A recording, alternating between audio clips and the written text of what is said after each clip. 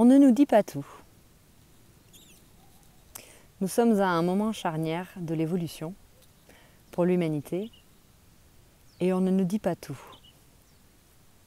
Du moins, on ne nous a pas tout dit sur la vérité, sur la réalité de ce monde.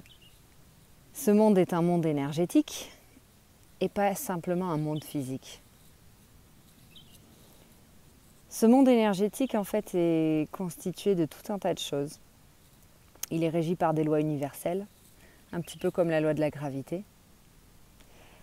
Il est régi par des lois, en fait, la loi d'attraction, la loi de l'intention, du dharma, du karma, la loi de moindre effort. Des lois non visibles qui pourtant, en fait, fonctionnent réellement.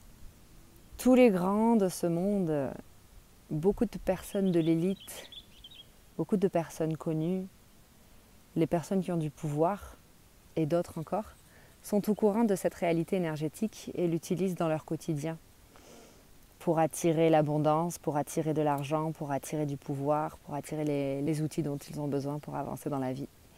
On ne nous dit pas tout sur la réalité de cette planète, que nous ne sommes pas les seuls en fait, ou la seule forme de vie dans tout l'univers. Il en existe beaucoup.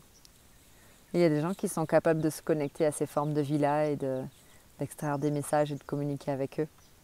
Si c'est pas incroyable. On ne nous dit pas tout sur la réalité de nos gouvernements, sur comment ça fonctionne à l'intérieur. Et quand bien même les messages sont divulgués, une grande partie des gens pensent que c'est du complot, que ce sont des histoires à dormir debout. On ne nous dit pas tout sur la programmation mentale faite à travers les films, les séries, à la radio. Et oui, parce qu'en fait, on nous programme mentalement. Pour ceux d'entre vous qui auront étudié la PNL ou l'hypnose, la manière dont fonctionne le cerveau humain, c'est incroyable. Le pouvoir des mots. Avec un seul mot, on peut reprogrammer un esprit.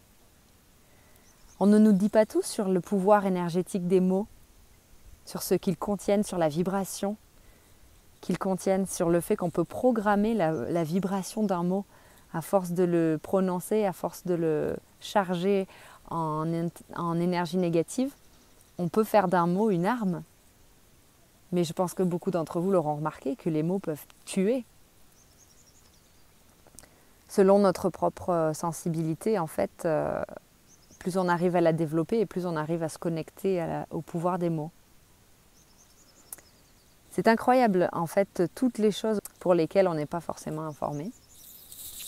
Je vous invite à aller voir le travail de Joe Dispenza, par exemple. Il explique comment fonctionne le cerveau humain, les informations, comment elles s'enregistrent dans notre psyché.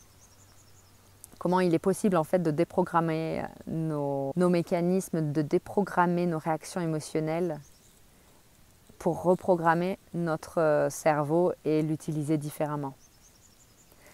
Parce qu'en fait, chaque pensée, chaque émotion que l'on génère est en fait porteuse d'une empreinte énergétique. Pour vous donner un exemple, lorsque vous pensez, en fait, vous envoyez une signature énergétique à l'univers qui vous renvoie quelque chose d'aligné à la vibration de cette pensée. C'est pour ça qu'on dit très souvent qu'il faut faire attention à nos pensées parce qu'on matérialise nos pensées. En effet, le monde est un monde énergétique. Donc c'est le principe en fait de la loi d'attraction, de se concentrer sur une chose en particulier, d'émettre une intention, de ressentir la vibration qu'on aurait si on possédait cette chose-là ou si on l'avait dans notre vie. Et petit à petit, à force de travailler sur cette vibration en alignement avec la chose que l'on voudrait avoir, petit à petit, elle se manifeste dans notre vie. Mais il y a tellement d'autres choses qui entrent en ligne de compte. Mais bon, le but n'est pas de parler de la loi d'attraction parce qu'il y a plusieurs manières de la vivre et plusieurs manières de l'utiliser.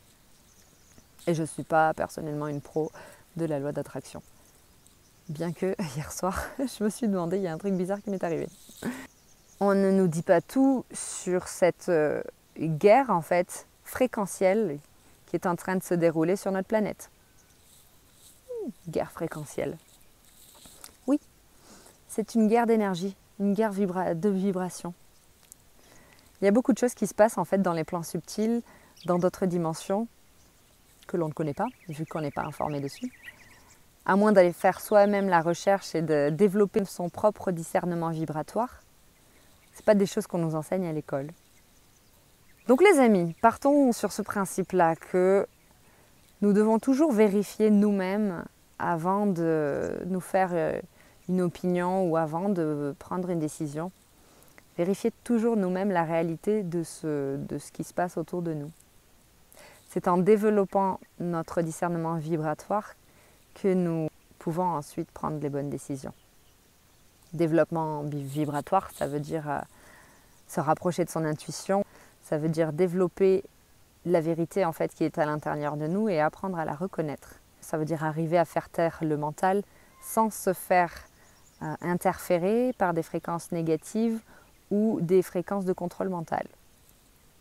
J'ai un petit peu la caméra qui tremble, mais c'est pas grave. Sur ce, les amis, je vous fais des gros bisous et je vous dis à bientôt pour une prochaine vidéo.